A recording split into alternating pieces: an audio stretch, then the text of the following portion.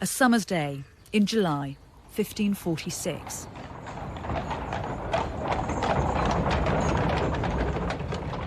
A 25-year-old wife and a mother of two is brought in a cart to Smithfield Market in London. Her body is already broken, but ahead of her is another excruciating ordeal. She is to be burnt alive.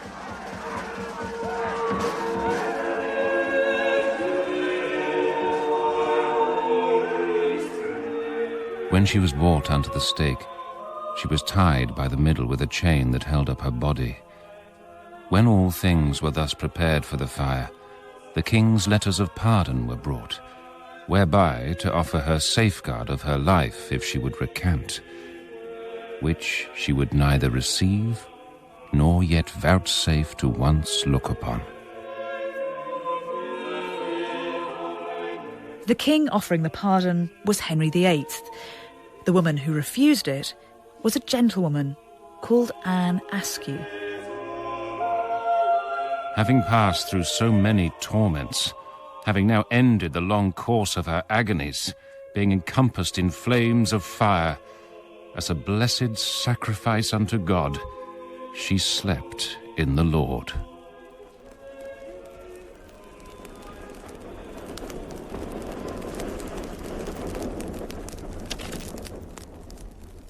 John Foxe's depiction of Anne Askew's burning is delivered with all the grand, pious language you might expect of his Book of Martyrs.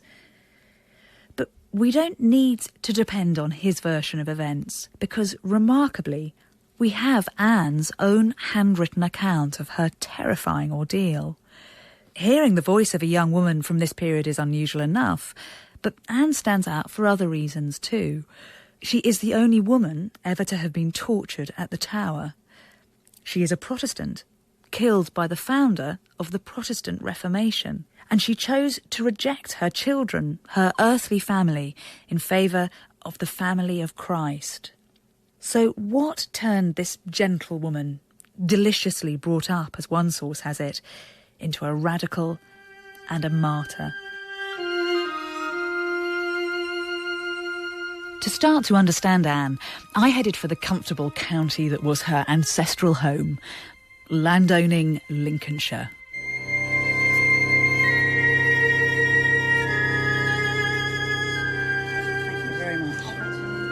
Sauces for your sandwich, or are you okay? No, it's like quite a plateful. Okay, all right, okay. Well, I couldn't be in cosier surroundings now. I'm here with the Lincoln ladies who lunch sitting in a lovely little tea rooms, which in fact has been a tea room since Anne Askew's day up on the medieval High Bridge. This all feels very solid, very dependable, in fact, just as it did back then. I mean, if you read Anne's family history, it's a roll call of respectability. Her father was High Sheriff of Lincolnshire. He sat as an MP for Grimsby. Her brother was a cupbearer for the king. Thank you very much. In fact, John Foxe points out in his Acts and Monuments, which he wrote in 1563, she, he means Anne, being born of such stock and kindred, that she might have lived in great wealth and prosperity, if she would rather have followed the world than Christ.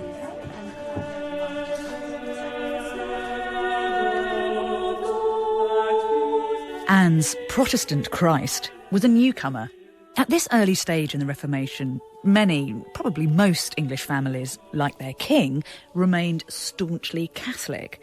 Anne was exposed early to the kinds of divisions that would, within decades, affect so many in the country. As a woman, the need to marry, and marry well, exceeded her faith. Her own family might be Protestant, but she was instructed to marry a Catholic. Peter Marshall is Professor of History at Warwick University. Her father, Sir William Askew, had arranged a match between his eldest daughter, Martha, and another local gentleman, Thomas Kyme. We know then that Martha dies, and with the marriage and dowry all having been arranged, Sir William, sensibly enough, offers his next daughter, Anne, to Thomas, and the marriage takes place, and turns out to be a disaster. And this is where the story gets rather interesting, They were clearly together for some time, and the marriage produces 2 children. But at some point, Anne becomes what is colloquially known at the time as a gospeler.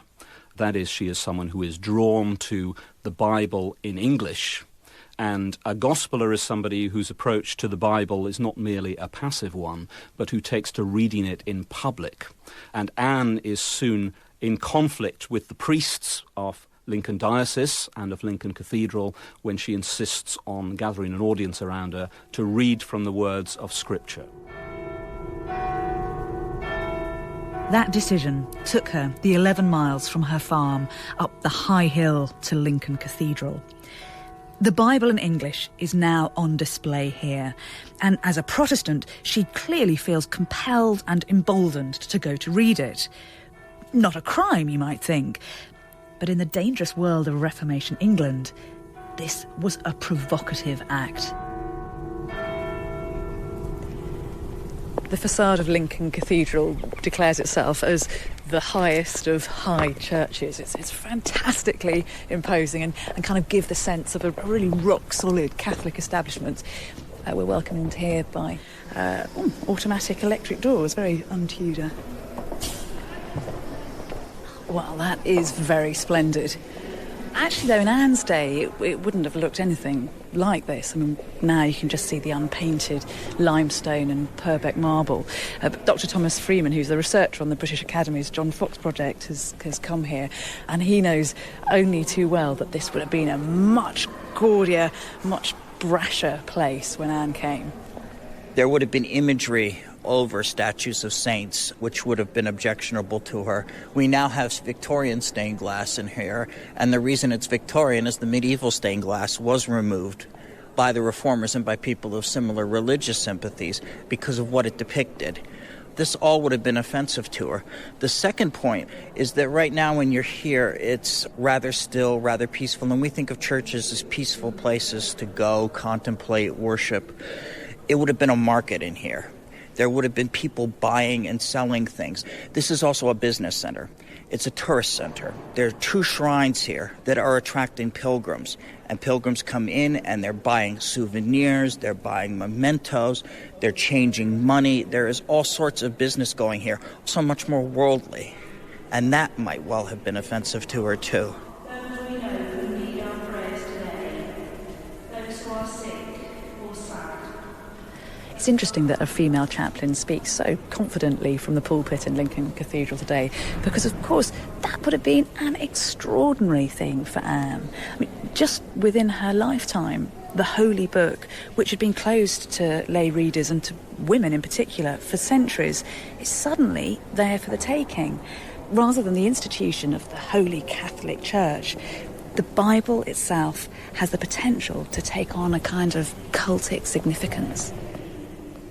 In Jesus' name, Amen. Anne knew full well that she was risking the censure of her community. My friends told me that if I did come to Lincoln, the priests would assault me and put me in very great trouble. But I went there indeed, not being afraid, because I know my matter to be good. Moreover, I remained there 6 days, to see what they would say to me. As I was in the minster, reading upon the Bible, they resorted unto me 2 by 2. Their words were of so small effect that I do not remember them now. We'd see probably a group of people huddled around a lectern where she is reading a Bible. This is provocative in a way that it would be hard to imagine today. The only thing I could suggest is just sort of imagine a woman doing this in a strictly Islamic culture, and you can get something of the same idea. A woman's place is not to preach. And I have to say, reading the Bible in English is also provocative now because it had just been translated. And when it was translated, Henry repeatedly insists that the Bible, and he specifically says this is especially true of women, is to be read privately in English. It's not to be the subject of group assemblies and group readings. How many steps? I've no idea. No idea? There's 338 up the tower. As the Dean's Verger showed me up the seemingly endless spiral staircase to the top of Lincoln Cathedral's tower, I got a tremendous sense of how dominant this building had been over the centuries, both in the landscape and in religious imagination. You only 4 ones. But to Anne, who looks elsewhere for spiritual excitement, this was a symbol of the oppression and venality of the old church. It's a gorgeous morning, which feels a little bit inappropriate in a way for pursuing such a dark tale, but it's absolutely worth coming up at the level of the tower where the pigeons make their nests, because it's from here you get a fantastic sense of what the region would have been like in Anne's day. Now what I can see are the modern engines of power. There's a 19th century windmill, and then on the horizon 3 massive power stations belching out their smoke and fumes. But if you turn to the north, you see something which was absolutely essential to Anne and her fellow gentry folk. These are the gorgeous, fertile, rolling fields of the Lincolnshire countryside. And what you have to remember about this landscape in the 16th century is that this was almost exclusively Catholic. Protestants stand out in Lincolnshire in the 1540s. This is a pretty conservative part of the county. Only 10 years earlier, Lincolnshire had taken part in that great Catholic protest against Henry VIII and his policies, particularly the dissolution of the monasteries, the so-called Pilgrimage of Grace. So she is somebody who is almost literally antisocial, breaking the norms of her community, both in terms of religion, but also in terms of the expectations that they would have of a woman, a wife and a mother. This is not only a defiance of her husband, it's a humiliation of her husband, a public humiliation of him that the whole county would have heard about. She certainly is more concerned about serving God as she sees it than she is about maintaining her family life. We don't know that she rejects her earthly family, but she clearly feels that she owes a higher priority to God and to her duty to God. What happened next is a little muddled in the record. Some said that Anne's husband violently threw her out. Others implied, and this is remarkable given the context of her age, that she walked. What we know for certain is that, shockingly, she drops her married name, Kyme, and reassumes her maiden name, Askew. And so it is Anne Askew who turns her back on the family Kyme and heads south. She abandons her family and comes down to London to try and get a formal decree of separation from her husband from the Chancery Court. We know that at one point he is summoned to London as well to answer for what his wife is doing. And we wish we knew more about him, really. I mean, he's portrayed as a boor and a bigot by Anne's Protestant hagiographers. He may have been, or he may not have been. He's certainly left with the children.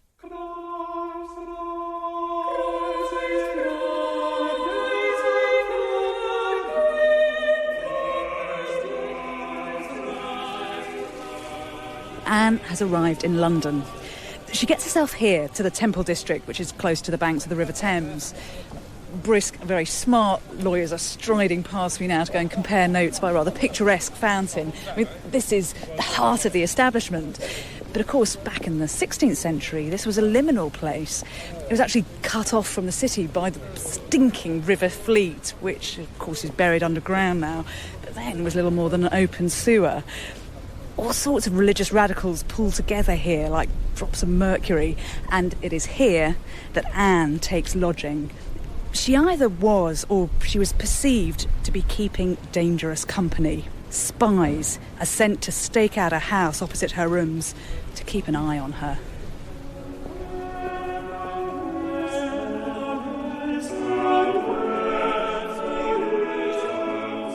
Piety isn't a crime. She's done nothing so far that warrants death by burning, but Anne has had the misfortune to be noticed. The constancy of her faith expressed in and around the Temple area was matched by complete vacillation at the top of the Tudor court. Having begun the reform of the church to solve his marital and financial problems, Henry VIII, as he neared his death, was trying to roll back the Reformation. These were very dangerous times to be anything but flexible. As a note handwritten by a shepherd, now held at the Bodleian Library in Oxford, tells us. Professor Dermot McCulloch's brought me to the new Bodleian, the repository for manuscripts and early books. What is it in particular that we're looking at here? Well, we've come to see something rather precious from 1546, the year in which Anne Askew actually died. And it's a book in which is written a copy of an inscription by a shepherd who was keeping the sheep of a Protestant clergyman in Gloucestershire. And he bought a book in 1546, and this is what he wrote in the front of it. At Oxford, the year 1546, I bought this book when the Testament was abrogated, that shepherds might not read it. I pray God amend that blindness. Writ by Robert Williams, keeping sheep on Sainbury Hill. Now, this is a tiny but exquisite example of the conflict which was going on at the end of the reign of Henry VIII. We've got to picture the old king increasingly ill in his last years, swinging in terms of religious policy from side to side and swinging very dangerously. People were getting killed in Henry's moods. Catholics, traditionalists were getting killed. Evangelicals, Protestants were getting killed. This humble shepherd is a Protestant and evangelical who bitterly resented the fact that the king had now forbidden him to read the Bible, the Testament. And so instead, he's got to buy this book, a classical book. And he's not in danger of his life, but many others were. These were duplicitous days. Anne, unlike the shepherd, could not just swallow her indignation and buckle down to the ever-changing whim of the king. She would not shut up on one big issue, which is the big thing which absolutely got Henry VIII's goat. It's the question of the Holy Communion, the Eucharist, the sacrament. What happens there? When you take bread and wine, can you make them into the body and blood of Christ? Well, the old church said, yes, you can. So did Henry VIII. And Askew and many other Protestants said, no, you can't. Bread and wine stay as bread and wine. And she said this in public when many other Protestants were scared to say it. By saying these things in public, when others just thought them, Anne was professing a heresy. And for heresy, you burnt. For her heretical views, Anne would face her own inquisition. But it's with her arrest for heresy that we are delivered one of the most important documents of the Reformation, Anne's own testimony, a diary written as she was being interrogated and tortured. The bishop's chancellor rebuked me and said that I must take the blame for uttering the scriptures. For St. Paul, he said, forbade women to speak or to talk of the words of God. I answered him that I knew Paul's meaning well, which is 1 Corinthians 13, that a woman should not speak in the congregation by way of teaching. And then I asked him how many women he had seen go into the pulpit and preach. He said he never had. Then I said he ought to find no fault in poor women. But during the last of her two examinations, as her arrest was euphemistically called, the question moved from religion to more earthly matters. Her case became politicised, and she fell into a conspiracy that reached to the top of the Tudor state. The characteristic evangelical activity is to meet for the reading of Scripture and for discussion. And it also involves the ladies of the court. This is really the key to the political unfolding of Anne's case, that there are a number of, it appears, convinced gospellers among the wives of some of Henry's leading courtiers. And we know that Catherine Parr discusses theology with Henry, and in fact this may be the trigger for the final and most shocking stage of the Anne Askew story, in that it's observed at court that on one occasion Henry abruptly changes the subject when Catherine Parr is talking to him about religion, and that is taken by the Conservatives as a signal that Henry is becoming unhappy with his wife's interest in evangelical theology. And they now see an opportunity of this great prize, the Queen herself, and with her would fall many of her supporters. This would be a triumph, a kind of coup at the court for the Conservatives if they are able to persuade the king that the ideas that his wife clearly holds are dangerous, heretical ones. Because Anne Askew is on the fringes of this group, they want her to name names, to identify as heretics leading figures at the court. Could this feisty young heretic be made to confess that her actions were sponsored by ladies at the court? Perhaps the Queen herself had given money and succour to Anne. If she could be made to confess, then maybe the evangelicals at the court could be banished forever and the Reformation stopped. With this in mind, the Conservative faction around the king began its own Tudor brand of extraordinary rendition. Anne was to be interrogated in the Tower of London. Hello. Hello. Morning. Hi. So you're going to let us in? I'll give it a go. Great, thank you. Anne Askew is the only woman to be tortured at the Tower. The paranoia of her inquisitors was such that the Lord Chancellor of England himself turned the screws on the rack. Tom Betteridge from Oxford Brookes University took me to the cells where Anne was exposed to her ordeal.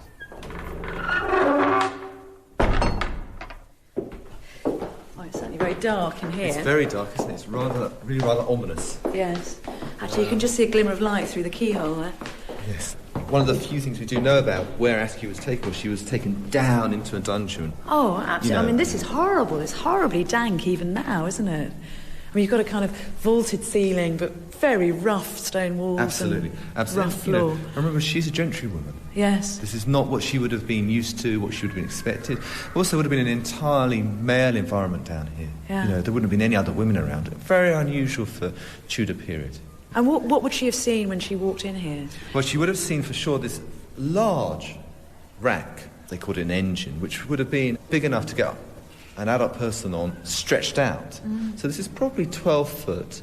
It's a wooden frame with 2 spindles on, with poles. So you tie the person to each of these spindles and then you slowly pull them apart. I mean, it's horrific. The aim is to dislocate your shoulders, to pull your sinews. It's very hard to rack someone, isn't it? I mean, if you read the contemporary accounts, it's a muscular, sweaty business to pull someone apart. Protestant writers who edit Askew's work make a point of stressing the way in which the Lord Chancellor takes his clothes off and gets down, and there's a kind of sense in which they are forcing their desires onto her, as it were. Yeah, You know, because they she's are. a 25-year-old woman. Exactly, isn't she? she's a 25-year-old woman, and there are all these grown men torturing her. It's horrific. They said, they of the council did maintain me. And I said, no. Then they put me on the rack, because I confessed no ladies nor gentlemen of the court to be of my opinion. And thereon they kept me there for a long time. And because I laid still and did not cry, my Lord Chancellor and Master Rich took turns to rack me with their own hands, till I was nigh dead.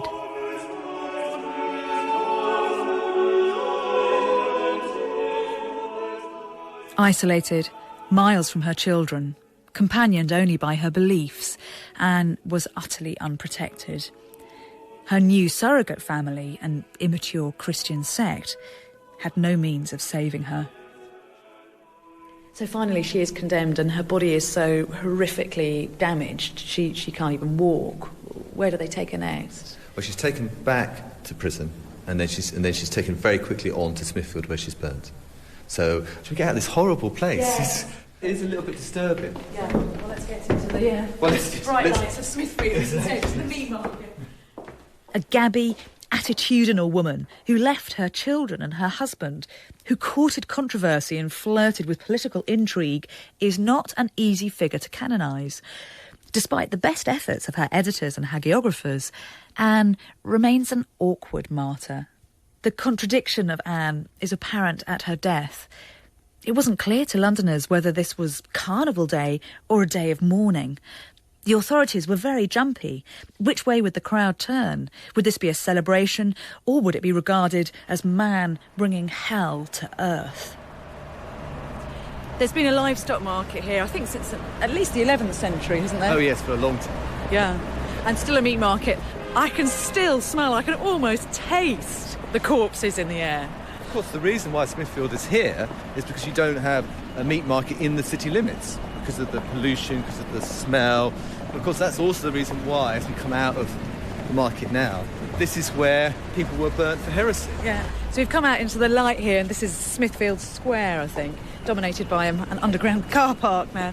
But this is actually where Anne Askew would have been brought to be burnt. Yes, she would have been burnt in this square, facing back onto St Bartholomew's Church. You've got this woodcut here, produced just a year after she was killed, and it looks like she's got something strapped around her body. What's that?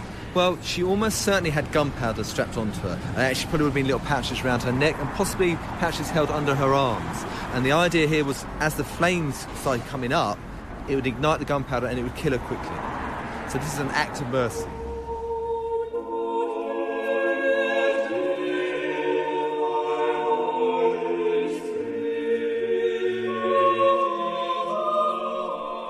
She summoned up the courage to answer back at the stake.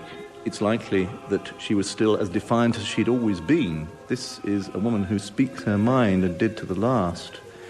And what I find so extraordinary at the last is the thought of this 25-year-old woman, a mother with 2 children, who has left her husband, in this position of power over her enemies, because at the last, being so powerless, she has all the power in the world and she can say what she likes.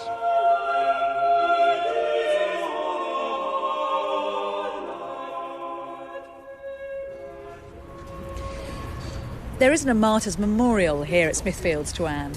There isn't even a plaque, and there should be.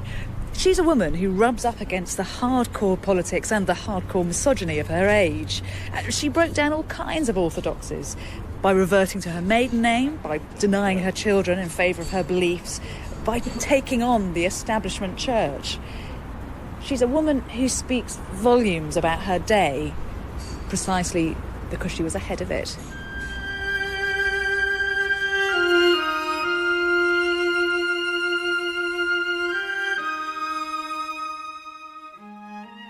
Anne's journey to Smithfields started with her reading one book, the Bible, in public. Her story is preserved because those who promoted the book to the mass market, the first printers of Germany, saw in her life inspirational, saleable copy. And her sacrifice did have an impact. Her written examinations gave strength to others. Bethusa Machin, tutor to Charles I, was left in no doubt that this former wife, this former mother, had made a good martyr. A person famous for learning and piety, she so seasoned the queen and ladies at court by her precepts and example, and after sealed her profession with her book, that the seed of reformation seemed to be sowed by her hand.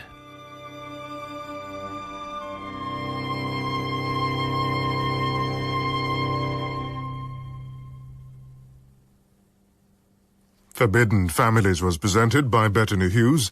The readers were Jonathan Keeble and Nicola Walker.